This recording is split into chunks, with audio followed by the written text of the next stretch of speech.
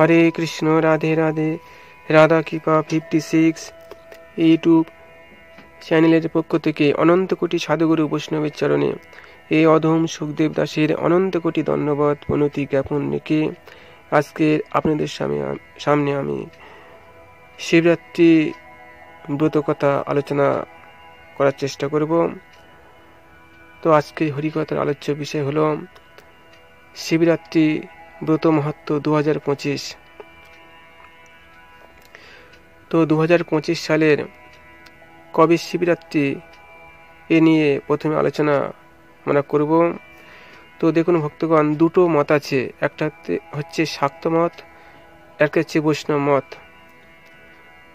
তো পার্থিব জগতে যারা ব্যবসা করে সবাই চায় বেশি লাভ, কেউ ক্ষতি হোক ব্যবসায় কেউ চায় না। তাই যে মতে শিবরাত্রি ব্রত করলে আমাদের বেশি লাভ আমরা সেটাই করব। তো দুটো মতের কথা আমি বলবো। শাক্ত মতে শিবরাত্রি ব্রত হবে 2025 সালের 26শে ফেব্রুয়ারি, অর্থাৎ বাংলায় 13ই ফাল্গুন, এবং বৈষ্ণব মতে শিবরাত্রি ব্রত হবে 27শে ফেব্রুয়ারি এবং বাংলায় 14ই ফাল্গুন। তো বৈষ্ণব মতে শিবরাত্রি ব্রত করলে কি হয় আর শাক্ত মতে ব্রত করলে কি হয় সেটা শ্রবণ করব। প্রথমে বৈষ্ণব মতে একাদশী করার একটা বিধান আছে। যদি দশমী বিদ্যা একাদশী করা হয় তাহলে মহামহা পাপ হয়, ব্রতের কোনো ফল পাওয়া যায় না। ঠিক তেমনি যদি ত্রয়োদশী যুক্ত চতুর্দশী করা হয় তো সেই শিব চতুর্দশী ব্রতে শিবজি মহারাজ সন্তুষ্ট হন না এবং ব্রতের ফল আমরা পরিপূর্ণ লাভ করতে পারি না। শাস্ত্রের বিধান এটাই, যদি চতুর্দশী আর অমাবস্যা যদি একই দিনে সংযুক্ত হয়, সেই চতুর্দশীতে যদি শিবরাত্রি ব্রত করা হয়, শিব চতুর্দশী ব্রত করা হয়, সেই দিনে শিবজি মহারাজ সেই ভক্তের প্রতি অতীব সন্তুষ্ট হন এবং তাকে পরিপূর্ণ কৃপা প্রদান করেন। তো আপনারা যেহেতু দেখুন এখানে 13ই ফাল্গুন, ত্রয়োদশী ছাড়ছে 9:41, দিন 9:41 ত্রয়োদশী ছেড়ে চতুর্দশী লাগছে, তাহলে ওরা হচ্ছে ত্রয়োদশী বিদ্যা চতুর্দশী। তাই এদিনে বুদ্ধিমান যারা ব্যক্তিগণ, যারা বৈষ্ণবগণ এদেশে এই দিনে শিব চতুর্দশী ওনারা করবেন না। যারা শাক্ত তারা করতে পারেন, আর যারা বিচক্ষণ ব্যক্তি, বুদ্ধিমান ব্যক্তি, বৈষ্ণবগণ তারা কিন্তু 14ই ফাল্গুন 27শে ফেব্রুয়ারি শিব চতুর্দশী ব্রত করে শিবজি মহারাজের অশেষ কৃপা ভাজন লাভ করে নিজের জীবনকে ধন্য করার চেষ্টা করবেন। যেটা বললাম যে অমাবস্যা যুক্ত চতুর্দশী যেটা বললাম, তো পরের দিন 14ই ফাল্গুন দেখুন বেলা 8:29 চতুর্দশী ছেড়ে অমাবস্যা লাগছে।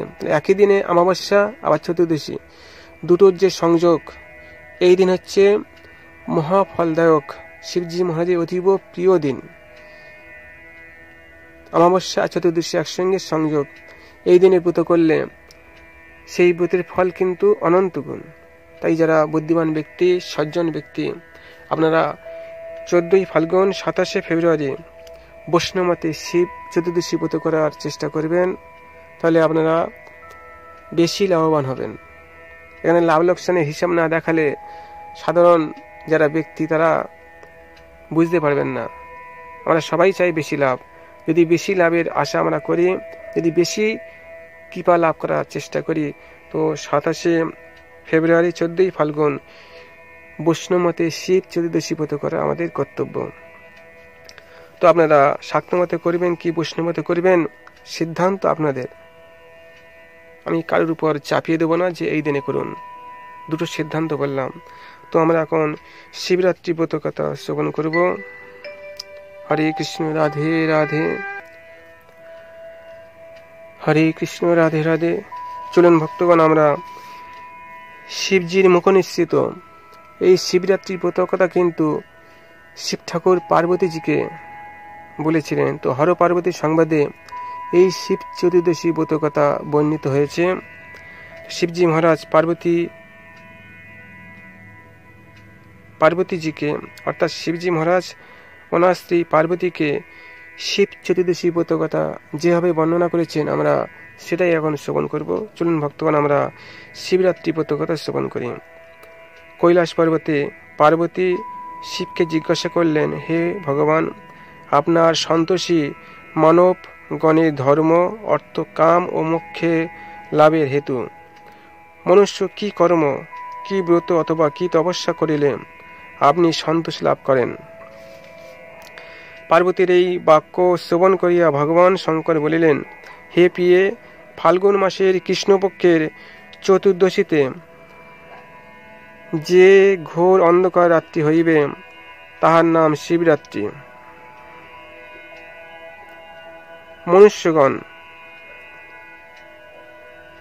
মনুষ্যগণ শিবরাত্রিতে উপবাস করিলে আমি যেরূপ প্রসন্নতা লাভ করি, স্নান, মন্ত্র, জপ, পূজা ও পুষ্প দ্বারা আমার পূজায় তাদেশও প্রীতি লাভ হয় না। অর্থাৎ শিবরাত্রিতে উপবাস করলে শিবজি মহারাজ বলছেন, আমি যেরূপ প্রসন্নতা লাভ করি, স্নান, মন্ত্র জপ, পূজা এবং পুষ্প দ্বারা শিবের পূজা করলে তিনি তেমন প্রীতি লাভ করেন না। ত্রয়োদশীতে অর্থাৎ শিবরাত্রির পূর্বদিনে স্নান করিয়া একবার মাত্র নিরামিষান্ন বা হবিষান্ন ভোজন করিয়া রাত্রিতে তৃণশয্যায় শয়ন করিয়া থাকিবে। তো ত্রয়োদশীর দিন শিবজি মহারাজ নিজেই বলছেন, ত্রয়োদশীর দিন হবিষ্যান্ন আহার করে তৃণশয্যায় শয়ন করার বিধান করা বলেছে। প্রভাতে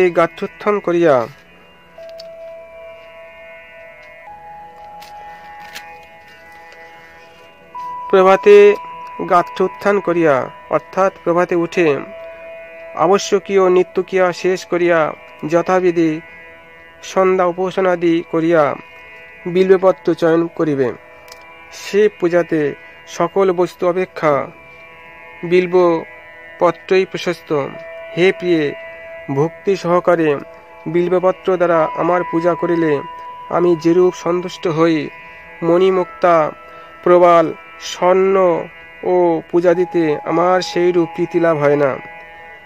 দুগ্ধাদি দ্বারা প্রহরে প্রহরে আমাকে স্নান করাইয়া গন্ধাদি দ্বারা আমার পূজা করিবে। প্রথম প্রহরে দুগ্ধ, দ্বিতীয় প্রহরে দধি, তৃতীয় প্রহরে ঘৃত এবং চতুর্থ প্রহরে মধুর দ্বারা আমার স্নান করাইবে। এই রূপে মূলমন্ত্র দ্বারা যথাশক্তি ভক্তিভাবে আমার পূজা করিবে এবং নিত্য গীতাদি দ্বারা রাত্রি জাগরণ করিবে। পরদিবস আমার ভক্ত ব্রতী ব্রাহ্মণগণকে পূজা ও ভোজন করাইয়া পালন করিবে। হে দেবী, এইরূপে ব্রত করিলে আমার অত্যন্ত প্রীতি জানিবে। মানবগণ যজ্ঞ, দান ও তপস্যা দ্বারা এই ব্রতের কৃদাংশ ফল লাভ করিতে পারে না। এই ব্রতের প্রসাদে গণেশ সপ্তদ্বীপা পৃথিবীর অধীশ্বর হইয়া গণপতিত্ব লাভ করিয়াছেন। হে দেবী, এক্ষণে আমি তোমার সেই তিথির মাহাত্ম্য কীর্তন করিতেছি, শ্রবণ করো। পুরাকালে বারাণসী পুরীতে খর্বাকৃতি কৃষ্ণবর্ণ পুরো স্বভাববিশিষ্ট এক ব্যাত বাস করিত। একদিন সেই ব্যাত বনে নানাবিধ পশুপক্ষী হত্যা করিয়া গৃহে গমন করিতে করিতে পথশ্রমে ক্লান্ত হইয়া মাংসভার বহন করিতে অসমর্থ হইয়া বিশ্রামের জন্য কোনো এক বৃক্ষতলে শয়ন করিল। বনানীর মৃদুবন্ধ বাতাসে শয়ন করিবা মাত্রই সে ঘুমিয়ে অচেতন হইল। কিছুক্ষণ পরে সূর্যদেব অস্ত গেলেন। কালো জমাট বাঁধা অন্ধকার রাত্রি পৃথিবীকে যেন গ্রাস করতে আসিতেছে। হিংস্র পশু পক্ষীর তর্জন গর্জন ও নানারূপ বিকট চিৎকারে ব্যাধের ঘুম ভাঙিয়া গেল এবং অনন্তর সে উঠিয়া বলিল এবং ভালো করিয়া চারিদিকে দৃষ্টি নিক্ষেপ করিল। সম্মুখে জমাট বাঁধা অন্ধকার রাত্রি ছাড়া পৃথিবীর অন্য কোনো দৃশ্যই সে দেখিতে পাইল না। এখন উপায় কি? নিজের মনকে সে জিজ্ঞাসা করল। গত্যান্তরে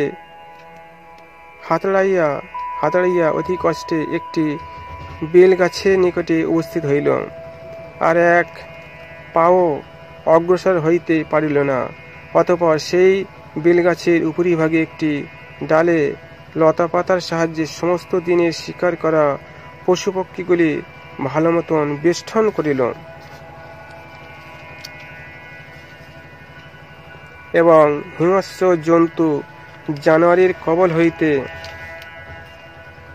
আত্মরক্ষার্থে ওই গাছেরই অপর একটি ডালে নিজেও চুপচাপ বসিয়া রহিল। সমস্ত রাত্রি হিম পড়িয়া তার সর্বাঙ্গ স্নান করিবার মতন ভিজিয়া গিয়াছে। একে পেটে অন্ন নাই, তারপর শিশিরে ভিজিয়া ঠকঠক করিয়া কাঁপিতেছে। প্রতিকারের কোনো পথ খুঁজিয়া পাইল না। অগত্যায় গাছের ডালেই জড়সড় হইয়া বসিয়া রহিল। সেই বিল্ববৃক্ষের গোড়ায় কে বা কাহারা একটি শিবলিঙ্গ প্রতিষ্ঠা করিয়াছিল। দৈবক্রমে শিবের শিশিরে ভেজা একটি বেলপাতা বোঁটা খসিয়া শিব চতুর্দশীর অভুক্ত লোভী ব্যাতকে স্পর্শ করিয়া নিচে সেই শিবলিঙ্গের মস্তকে পতিত হইল। তাহাতে আমি ব্যাধির প্রতি মহা খুশি হইলাম। তাহাতে আমি সর্বান্তঃকরণে আশীর্বাদ করিলাম, হে দেবী, আমার কথা এই যে মর্তের যে কোনো ভক্তগণ শিব চতুর্দশী রাত্রিতে শুধু বিল্বপত্র দিয়া একাগ্র চিত্তে আমার পূজা করিবে, তাহাতে পাপগ্রস্ত দেহেতে পুণ্য সঞ্চার করিয়া থাকি। ইহাতে আমার ভক্তগণ মহাতীর্থ ফল লাভ করিবে। স্নান উপাচারে নানা উপাচারে আমার পূজা করিবার প্রয়োজন হইবে না। হে দেবী, তারপর রাত্রি প্রভাত হইলে নানা ব্যাত মাংসভার গ্রহণ করিয়া ব্যাত মাংসভার গ্রহণ করিয়া স্বগৃহে গমন করিল, নিজের গৃহে গমন করিল।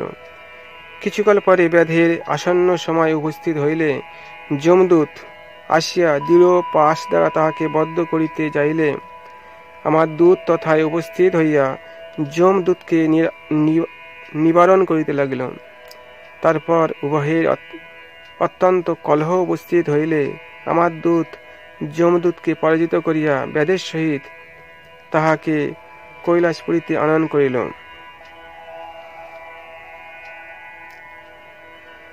যমদূত পুরোদ্বারে দ্বারপাল নন্দীকে দেখিয়া ব্যাধের যাবতীয় কুকর্মের বৃত্তান্ত বলিল। ধনবজ্ঞ নন্দীকেশর যমদূতের বাক্য শ্রবণ করিয়া ব্যাধের শিবরাত্রি ব্রতকথা শ্রবণ করাইল। নন্দীশ্বর বলিল, হে যমদূত, তুমি যাহা বলিলে তাহা সত্য। এই দুরাত্মা ব্যাধ আজীবন দুষ্কর্ম করিয়াছে, তথাপি শিবরাত্রি ব্রত প্রভাবে শিবদূত ইহাকে শিবের সমীপে লইয়া আসিয়াছে। যমদূত নন্দীর কথা শুনিয়া আশ্চর্য হইয়া যমপুরীতে ফিরিয়া গেল। হে দেবী, শিব চতুর্দশী ব্রতের মাহাত্ম্য তোমার নিকট বর্ণনা করিলাম। পার্বতী ভোলানাথের মুখে শিবরাত্রির মাহাত্ম্য কথন আগ্রহ সহকারে শুনিয়া প্রশংসা করিলেন এবং তাহার বান্ধবগণের নিকট তাহা ব্যক্ত করিলেন। ক্রমশ এইভাবে শিবরাত্রি ব্রত মর্তধামে প্রচার হইল। স্বর্গমর্ত পাতাল এই ত্রিভুবনে যেমন শিব সদৃশ দেবতা, অশ্বমেধতুল্য যজ্ঞ, গঙ্গা সদৃশ তীর্থ নাই, তদ্রূপ এই ত্রিভুবনে শিব চতুর্দশী ব্রতসম অন্য কোনো ব্রত নাই। সুতরাং এই ব্রত যে কোনো নরনারী করিলে অবশ্যই মহাপুণ্যময় ফল লাভ করিবে। হরে কৃষ্ণ কৃষ্ণ কৃষ্ণ হরে হরে, হরে রাম রাম রাম হরে হরে। ফল তো লাভ করিবে। তো বৈষ্ণবদের শ্রেষ্ঠ চাওয়া হলো কৃষ্ণ ভক্তি। যেহেতু শিবজি মহারাজ বৈষ্ণব চূড়ামণি, বৈষ্ণব শ্রেষ্ঠ, তো শিবজি মহারাজের ব্রত করলে অতি সহজে আমরা কৃষ্ণ ভক্তি লাভ করে ভজন পথে অগ্রসর হতে পারবো এবং আমাদের মানব জীবনকে ধন্য করার সুযোগ লাভ করব। এখানে শিবরাত্রি ব্রত সমন্বিত ভিডিওটি শেষ করলাম। যদি এই ভিডিওটি আপনাদের ভালো লাগে আপনারা কৃপা করে একটি লাইক করবেন এবং অন্যান্য ভক্তদের কাছে ভিডিওটি শেয়ার করবেন, যাতে অন্যান্য ভক্তরা উপকৃত হয়। এবং যারা নতুন এই চ্যানেলে ভিডিও দেখছেন আপনারা কৃপা করে এই চ্যানেলকে সাবস্ক্রাইব করবেন এবং বেল আইকনে ক্লিক করে নোটিফিকেশন অন করবেন, যাতে অন্যান্য ভিডিও আপনারা দেখতে পারেন। এবং তো হরিকথার বিশ্রাম রাখছি। বাঞ্ছা কল্প তরুর্ভস্য কৃপা সিন্ধুভ্য এবচ পতিতানাং পাবনেভ্য সর্ব বৈষ্ণবেভ্য নমো নমো। হর হর মহাদেব। জয় শিব শম্ভু।